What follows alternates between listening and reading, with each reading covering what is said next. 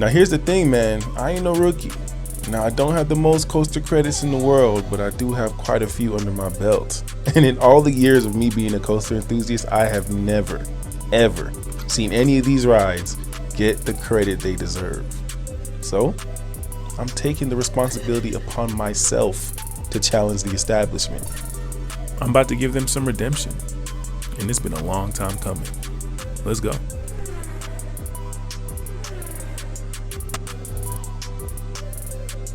Yo, K, man, what's good, what's new? Clickbait coasters, and we're talking about underrated coasters, and we're talking about something that breaks my heart. Okay, man, the harsh reputation that some of these rides in the coaster community have, it ruins me. Especially the ones that I'm talking about in this video, because I view them as being elite, man. But before we get to the meat and potatoes, I got a little bit of a nitpicky rant to go on. So if you don't want to listen to all the pedantic nonsense, I would suggest to skip to this portion of the video. Don't skip. Now look, as I said, this is going to get real nitpicky. I'm going to be making a lot of mountains out of molehills, but I'm going to need you to see my vision out till the end. Here's the kicker, man. I've come to the realization that most people in the coaster community don't actually know what the word underrated really means, which is honestly okay. I mean, it's not that big of a deal because nobody in the anime community, the music community, the film community, or any community that has to deal with opinions or art knows either. But I simply could not just sit by and watch people call coasters like Maverick and Twisted Timbers underrated, right?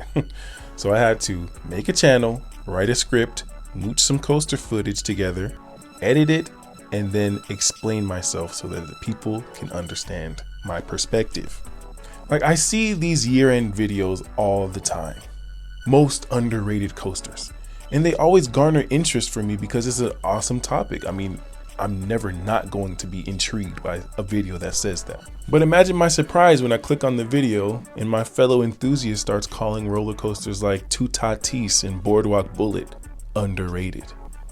Because obviously this is just my opinion, but I don't think that universally appreciated or universally glazed rides like these should be anywhere near a video that has the word underrated in the title. And honestly, the same thing goes for the word overrated and videos that are talking about that, because a lot of people don't understand that one. However, that's a video and topic for another day because there's a lot of toxicity and hatred behind that word sometimes. And I don't need to make any more enemies than I need to just for my first video. So long story short, the word underrated means that something or someone is rated or valued too low. Now look, obviously this is opinion based, this is subjective. What your value or what your rating for something is going to change person by person. But just like other communities, coasters, just like albums, music, and movies, they have a general rating based off of the people who enjoy them, in this case being enthusiasts. But yeah, realistically, how can a ride that has 0 negative reviews, 0 mid reviews be underrated? Maybe underappreciated, but you know, that's the nitpicky aspect I was talking about. And that's also another video for another day. But if you think that a ride that already has a 10 out of 10 rating deserves an even higher 11 out of 10 rating, yeah, technically it is underrated. I guess I can't say too much to you about that. Also, in my opinion, the word underrated could not apply to rides that have a small amount of ratings, but those small amount of ratings are pretty much universally favorable as well. For example, a lot of enthusiasts have a tendency to call lesser known rides underrated. You know, stuff like White Lightning or Schroeder's Kärnen, rides like that. And these aren't really lesser known rides, they're just roads less traveled by American enthusiasts. Like, you would be extremely hard pressed to find any review of these rides that shines them in a negative light. It's just, they almost don't exist. Even something calling them mid doesn't exist. My question now is just like, why is the beat getting louder? Like, that's really weird. I need to talk to my editor or something, you know? I'm low-key feeling it though, like, it's like, man, I might have to spit a little freestyle or something real quick. Hold on.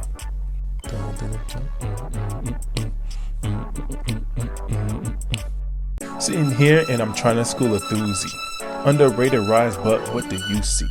2 pass and I'm saying yes or no. Getting all the wrong categories on the low light. Okay, now what do I say? Everybody play like S2 and convey. #1 coaster in the world that way. And nah. let's stop that. Cut that out before it gets too far. Let's go ahead and get to the meat and potatoes. The first coaster here is Green Lantern First Flight and S&S Free Spins in general. You have to listen to what I'm about to say. Do not click off just yet. Now, the reason why these rides are underrated to me is because their reviews and reputation are pretty much in the gutter. Like, nobody considers them to be elite. Pretty much everybody considers them to be at most mid, but usually trash. Okay. Now, the real part of this is that they are hated because they're pretty much universally uncomfortable to everybody. But to me, I really do not get that much discomfort when riding this. And that allows me to truly experience the world-class forces on this ride, because you cannot find anything else in the world like the forces that you experience on S&S Free Spins, and especially that defunct, beloved, Intamin Zack spin that used to be at Six Flags Magic Mountain. You can barely even hold on. You are just getting randomly thrusted and jerked in every single direction. Up, down, forwards, backwards, sideways. I mean, it just feels like you're a ragdoll on a hamster wheel. That's probably why people hate it, but I just love the randomness and the uniqueness about this coaster. I actually get excited to ride these rides, and they truly bring me joy. I love them. All I'm saying is that when my top 50 roller coasters in the world drops, when that video comes out, don't be surprised at how high this coaster might rank. Now, the next one is Batman, the Batman clones, but specifically the one at Six Flags Over Georgia. Now, I gotta say something. Some people actually do agree that this Batman clone rides a lot better than most, but most enthusiasts, once they see that clone on RCDB, say goodbye to your reputation. Your rank is going to go way down. Now, if I'm not mistaken, I think that the Batman clones were B&M's original invert model, and I feel like this is what the coaster model was intended to do. These small footprint and low height inverts that B&M put out in the 90s, oh my goodness, these are so elite. The world-class pacing that you experience on these rides, the world-class sequencing. The newer ones just do not compare. Now, don't get me wrong, the bigger B&M inverts are still really fun, but these smaller ones just feel like what it was intended to do. I mean, element after element, there's no filler at all. And the best thing about it is that these rides feel like they are going 100 miles per hour. Let's not talk too much about Batman during Fright Fest, man. It's running so fast. I truly believe that this ride is going probably 70, 80 miles per hour, kinda. Because that 50 miles per hour stated in the RCDB cannot be accurate. This ride feels like it's about to fly off the rails, man. It's just something special when you're riding an invert that's pretty low to the ground, and the sense of speed just goes to the moon, man. Too underrated. But anyways, those are the two coasters that keep me up at night due to how underrated they are, in my opinion. But here are a few more that I'm a bit less passionate about, but they're still pretty underrated to me, so I'd like to mention them. Saw the ride at Thorpe Park, man.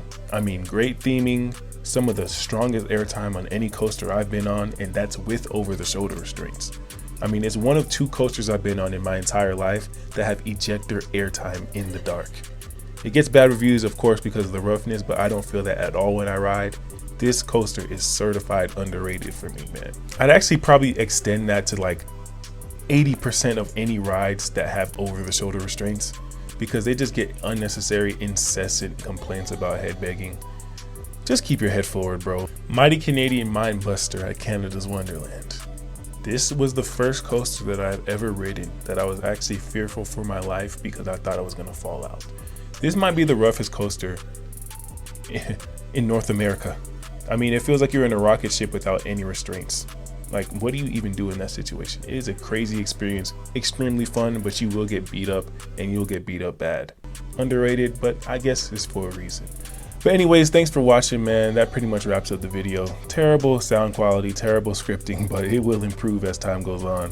This is Clickbait Coasters, and there's more content coming out. Stay tuned, man. Stay tuned.